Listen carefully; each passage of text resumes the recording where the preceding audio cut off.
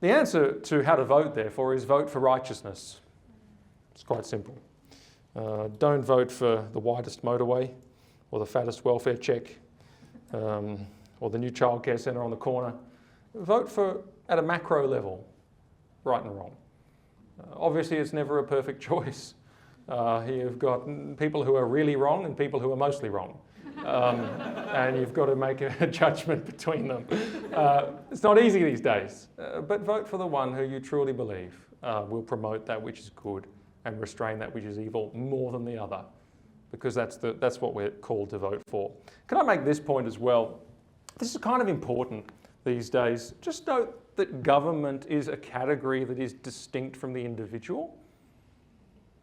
That sounds really obvious, but the reason I say it is this: there is a great confusion sometimes out there between the government's job and the individual's job. There'll be a lot of people out there who will vote for a government on the basis of love of neighbour because of charitable causes and all this kind of thing. Just be a little bit careful about that, because when it comes to charity, when it comes to loving your neighbour, when it comes to doing good works, when it comes to all those sorts of things, that's your job, right? It's not their job first, it's your job first. Charity begins at home. And there's a lot of people out there who are outsourcing their love of neighbour to the state and feeling really good about it. And it's costing them not one thing. Just note that the epitome of neighbour love was the Good Samaritan story. The Good Samaritan was a guy who went to great lengths. He took risks. He spent his time. He spent his own money. He ministered to a bloke who should have hated him. He did an extraordinary thing. He stumbled upon someone and he invested himself into that person as an act of love. That is neighbour love. Whatever the government does isn't neighbour love. I'm not saying that, all the programs the government runs are wretched and worthless and to be torn up. I don't think that at all. But I am saying just get your thinking clear on this. Neighbour love is your job. Your job. And there should be costly things that you do in your life for the sake of others, not just put a number on a ballot. It's not the same thing.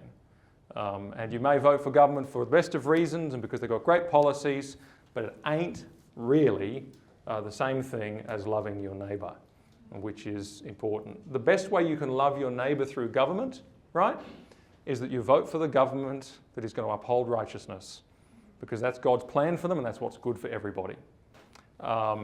It's interesting, just on that as an aside, people talk a lot about neighbour love these days.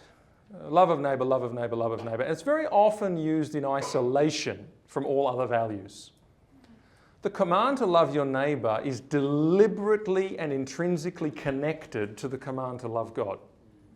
It says the greatest commandment is to love the Lord your God with all your heart, with all your soul, with all your mind, and with all your strength. And the second is like it, says Jesus. In other words, it's consistent with it. It's grounded in it. It's of the same kind of thing. Love your neighbour as yourself. So the point being, you love God.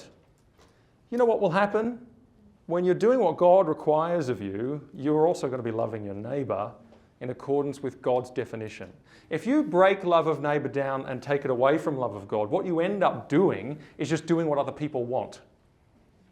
And measuring love by their desires, their feelings, their demands.